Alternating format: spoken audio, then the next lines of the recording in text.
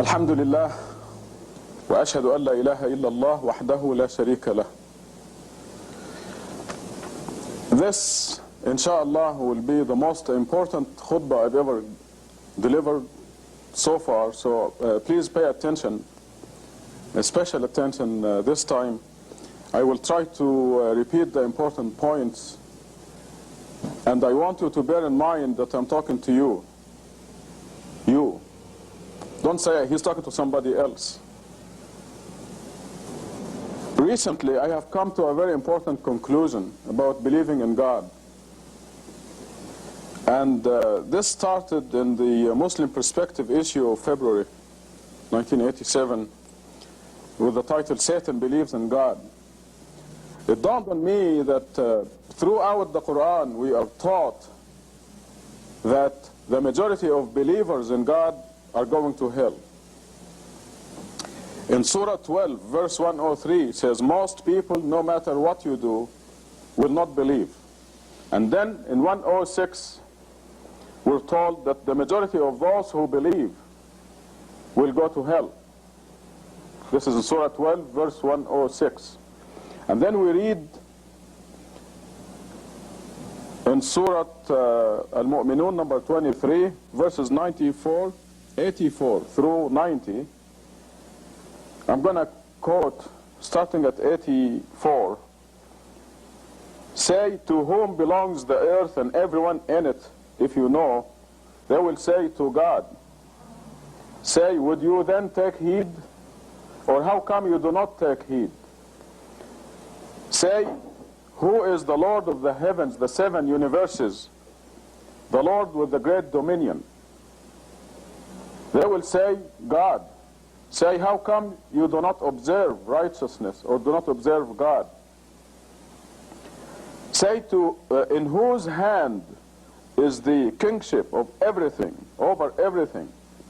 The one that can come to your help and does not need any help, if you know. They will say, God.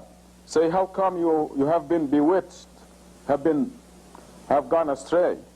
So, and in Surah 29, verse 61 says, if you ask them who created the heavens and the earth and committed the sun and the moon, they will say, God.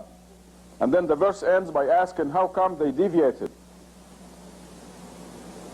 In Surah 29, verse 63, it says, if you ask them who sends water from the sky to revive dead land, they will say, God. Say, praise be to God. How come most of them do not understand? So all these verses and many more throughout Quran tell us that people believe in God, Satan believes in God, but they are still going to hell. Now why? And the very important conclusion is, you do not believe in God unless you know God as He really is, with all His qualities. Namely, especially, that God runs everything, that God is doing everything. And this will shed a new light on our submission to God, our acceptance of whatever is happening, to you personally or in the world, to anybody, to anything, to any country. We do not believe in God unless we believe that God is running everything. And at this point, I would like to suggest a dhikr for you, something for you to do. Every day, wherever you go, when you're driving or sitting or you have nothing to do, or even if you have something to do, I want this to dominate your life, even mentally, even when you're doing something. I want you to repeat always, God is running everything. God is running everything. This is your new dhikr, our new dhikr. Because it will, the whole world will look different to you. When anything is happening that may turn you into an objector, not a submitter, this will remind you that God is doing everything and that you are objecting. As a believer, you have no business losing your temper, for example. You're not a believer if you lose your temper. And as I said at the beginning of the khutbah, I'm talking to you. Don't say he's talking to somebody else. I'm talking to you. Yes, you, Abdullah, Gatut, Muhtasham, Ahmed, the other Ahmed, Frank, and so on. I am talking to you, every one of you. You have no business losing your temper, because this indicates you're objecting to something God is doing. We must know that God is doing everything. Even the things that Satan is doing, they are following God's law. A good example in the Quran is before the creation of Adam, God is telling the angels, I'm putting on earth a representative. Which in a nutshell says that God, of course, knew that Adam was going to be duped by Satan and will go down to earth. Because when Satan tricked Adam, God said, go down to earth, all of you. But before the creation of Adam, God is telling the angels, I'm going to place on the planet Earth a representative, the human being. So even though Satan tempted Adam and Eve, God is doing everything, because everything is going in accordance with God's will. This is our new dhikr. When you're driving, when you're sitting, when you're doing anything, eventually it's going to happen mentally. Every cell in your body is going to say, God is running everything. And this is the true believer. This is the believer in God who will not go to hell. The majority of believers in God are going to hell because they do not believe that God is running everything. In Surah 8, verse 17, a classic example. It is not you who killed them. That was after the battle, one of the battles in early Islam. It is not you who killed them, it is God who killed them.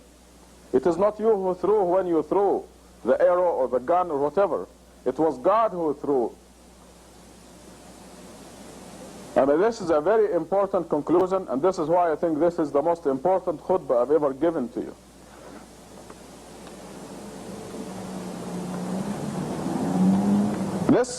I made a trip recently to Egypt, and everything that happened in that trip told me that we don't do anything. We do not do anything. God is doing everything. The timing of my arrival, the timing of my leaving. I mean, I get on the telephone and say, TWA, I'm changing my reservation from Tuesday to Thursday. I decided to change I didn't decide anything. I didn't change anything. Believe me, God is doing it. God is doing everything.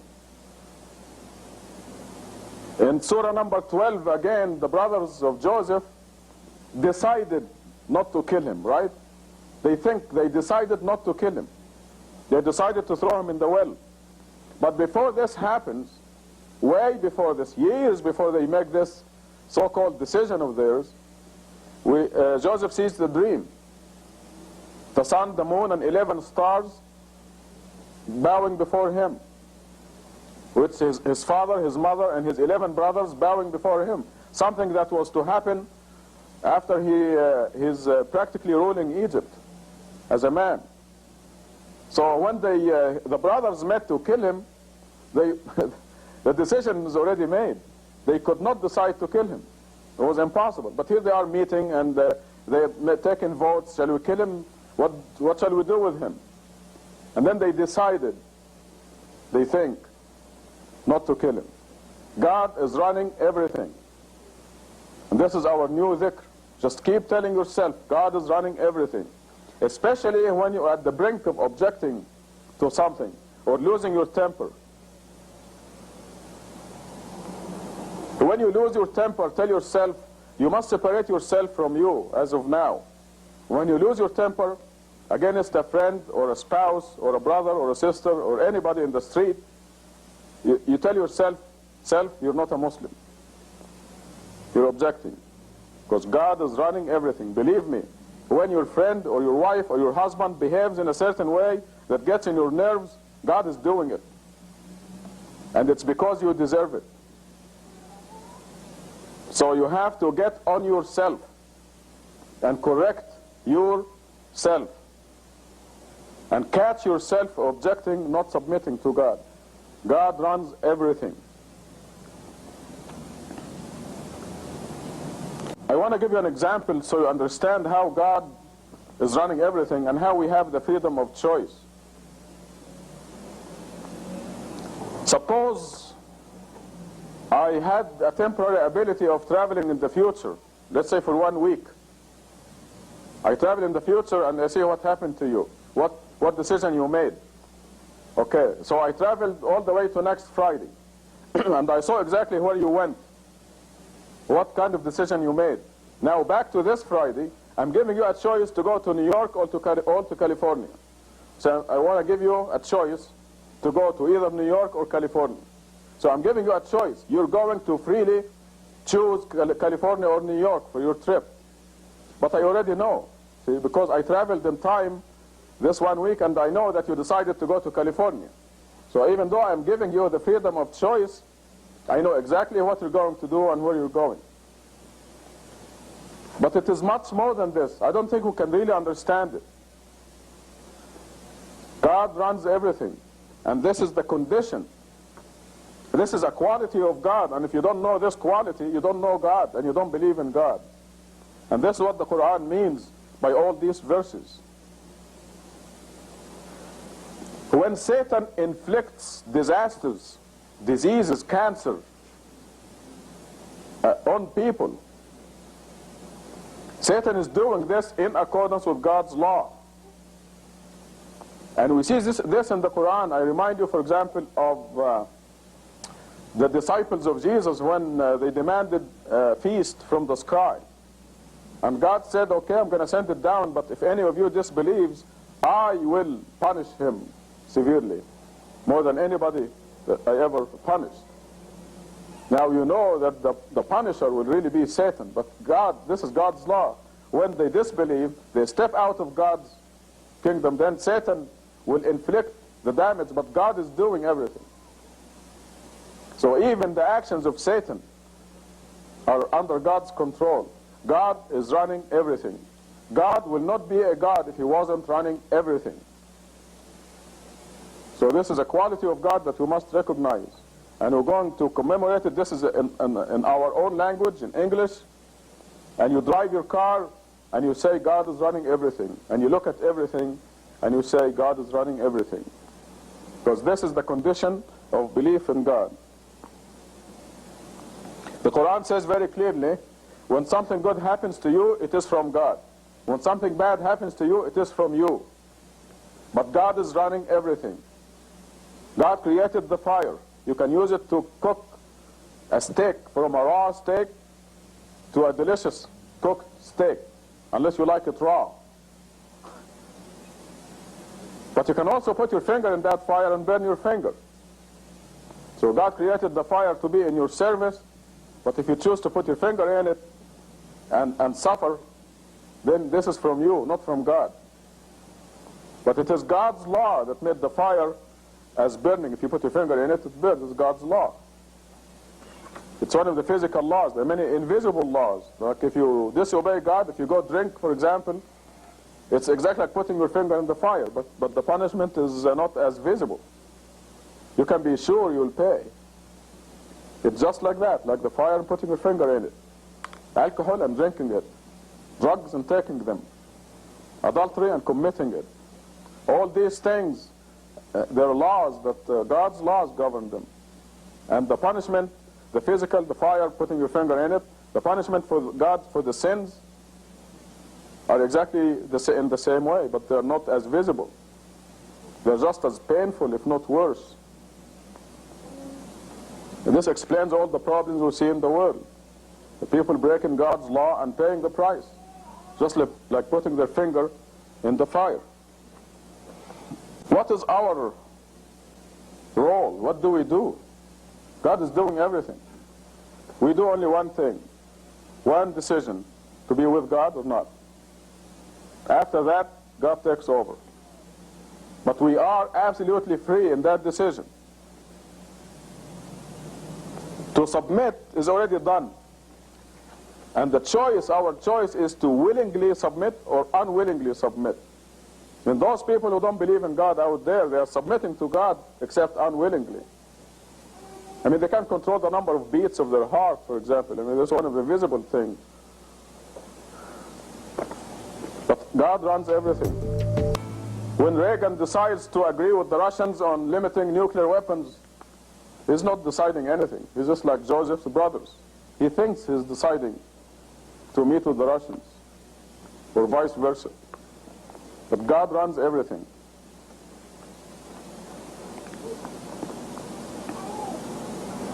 We know also that the angels are as free as we are from the incident where Satan refused to obey God and bow down before Adam. God wants his creatures to be free as far as that decision is concerned until the day of judgment. The eternal day of judgment, there's no more. We'll see everything and we'll submit. Everybody will submit, including the dwellers of hell.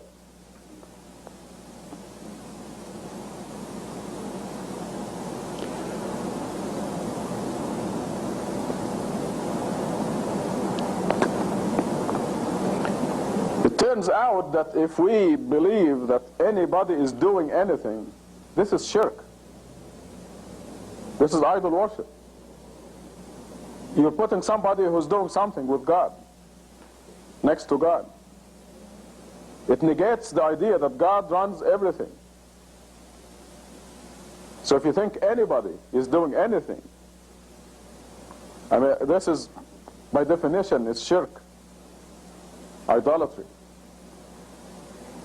This is why we're going to remind ourselves, against Satan's ideas. We're going to always say, God runs everything.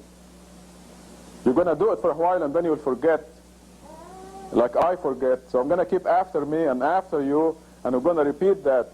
I'm going to remind you and you remind me, and we will always continuously until every cell in our body is declaring God is running everything. Because this, like I said, sheds a whole new light on submission, the idea of submission. And this sign out there on the wall, happiness is submission to God, is a profound sign. There's a lot more to it than meets the eye. You're going to be perfectly happy. And this dhikr, where God runs everything, is going to help you into total submission. Because anytime you start to complain or object, you're going to remind yourself, God runs everything. I'm complaining against God. I'm complaining from God is doing this, so I'm complaining. I don't like it.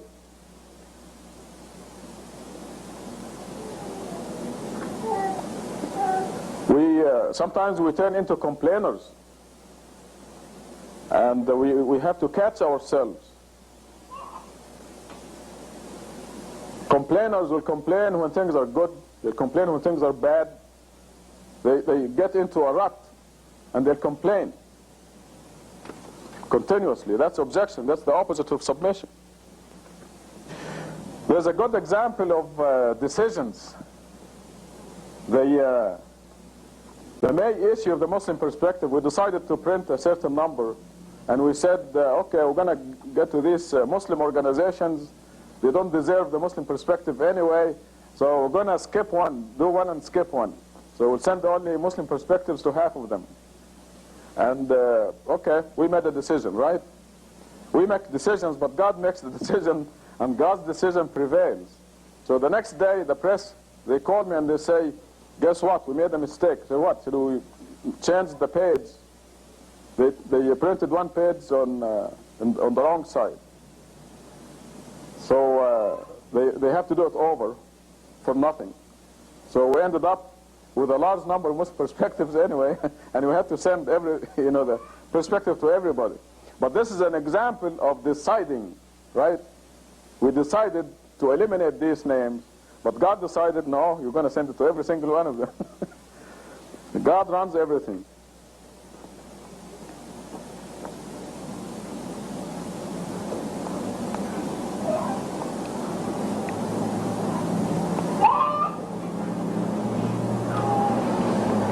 Okay, tubu ilallah, repent.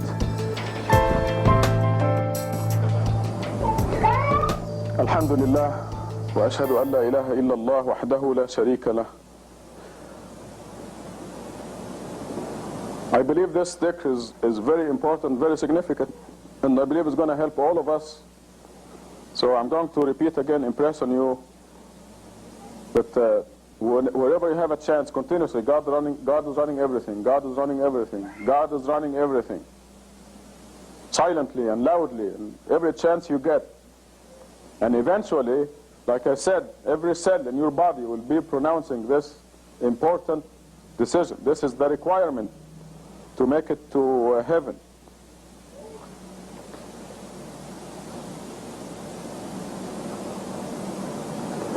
I want to talk again about being upset and fighting with anybody. Being upset, complaining, fighting. For your own good, you shouldn't do that. We should not do that for our own good, because it backfires manifold. When you say a hurting word or a hurting look, the Quran goes all the way to suspicion. Inside of your head, if you're suspicious of some, you look at me and I have a stomach ache or something and I'm making a face and you say, this guy is not friendly to me, you've committed a sin. And it's going to backfire on you. You're the one who's going to suffer. You must seek excuses for the people. If I pass by you and I'm making a face, it is not because I hate you. Probably I do.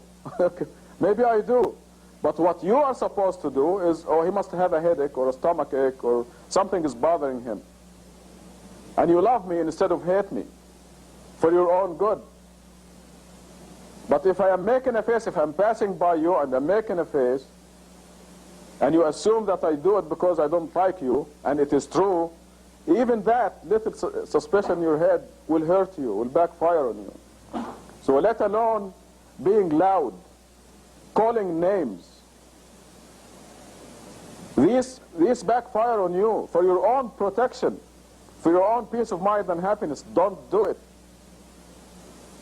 And the reason is that the mechanism of it is that it is objection. It is complaining against what God is doing. God is running everything. And if your husband or wife or your friend is behaving in a certain way, it's because of something you have done. You have to join your wife or your husband or your friend and call you names or whatever the other person is doing. You ally yourself with your enemy against yourself because it's something you have done. So God is punishing me for something I have done. I have stepped out of God's laws. And always remind yourself, God is running everything. And don't say, I'm talking to somebody else. I'm talking to you, every one of you. And me. I have to remind myself. I think I'm the oldest person in this place. Anybody older than me? Gosh. See, from my experience, as being your elder, I'll give myself the privilege of advising you. From experience, it backfires on you when you lose your temper. Happiness is submission to God. You have to make a decision right now that you will never be upset, you will never complain. Let other people complain. Let them be upset. Let them call you names.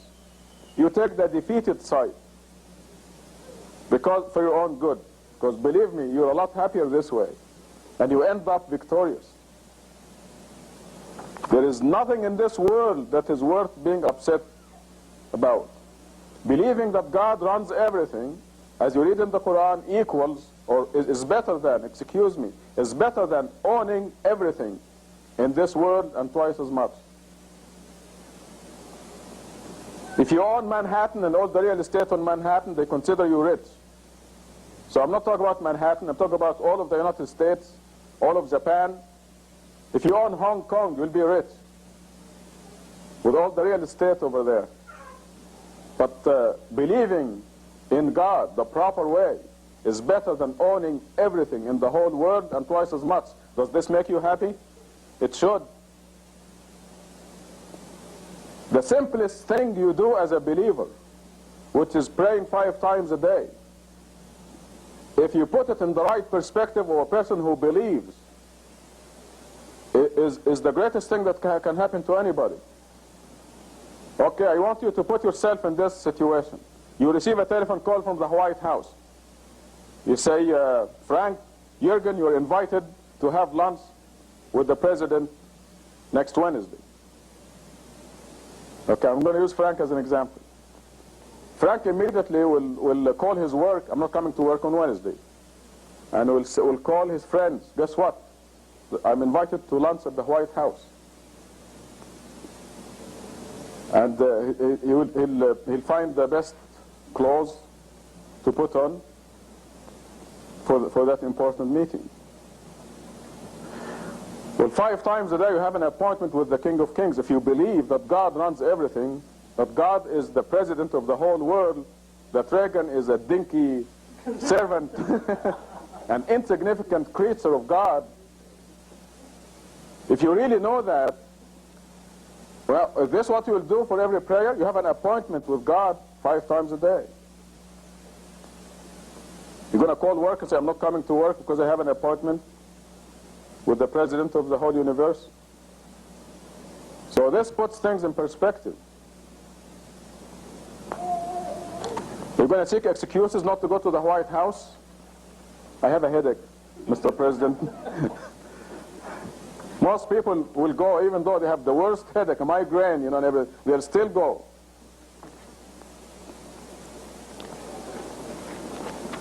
Okay, I finished the main topic, and there are 2 points that I would like to mention before I close. One of them is something that I started to do. I should have done it a long time ago. There's a statement in the Quran that say, eat and drink, but in moderation, not too much. So I started doing this after Ramadan, and it feels great not to fill your stomach too much. I mean, look at the wisdom of the Quran. Kulu washrabu wala tusrifu. Eat and drink, but in moderation, not too much. And it's a great thing. If I continued the same, I wouldn't be able to wear this suit. So I'm beginning to put on some of my clothes that I had discarded. God created in the universe. This will help us appreciate God and how He is running everything, and will induce us to make this music continuously. In the last issue of Parade magazine, Carl Sagan wrote an article about billions and billions. God created a billion trillion stars.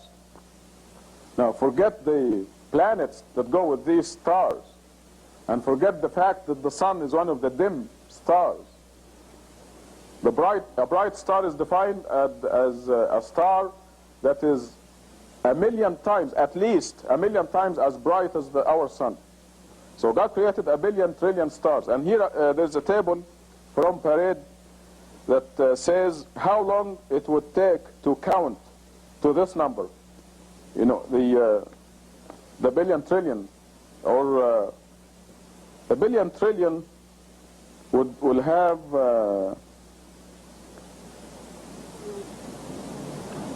7 times 3, 21 zeros, which will make it a septillion.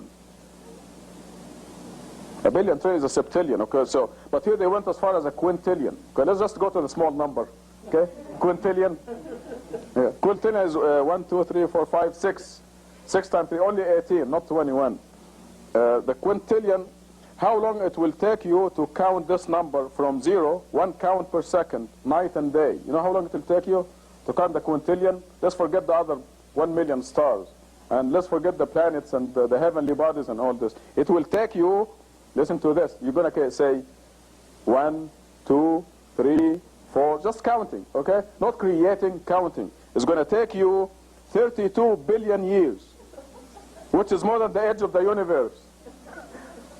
Okay? I mean, the universe is not 32 billion years, but if you just count, you look at the stars and count them one by one, it's going to take you 32 billion. This is mathematics, because you divide the quintillion by the seconds and the minutes and the days and so on. It will take you 32 billion years to just count them. And God created them. Okay, so you can appreciate the greatness of God.